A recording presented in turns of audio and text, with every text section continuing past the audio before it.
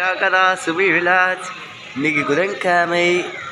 இன்னைக்கு நரசிம்மருக்கு விசேஷம், சீனிவாச பெருமாளுக்கு விசேஷம், இன்னைக்கு ரொம்ப விநாயகருக்கு விசேஷம். இன்னைக்கு இருக்கு.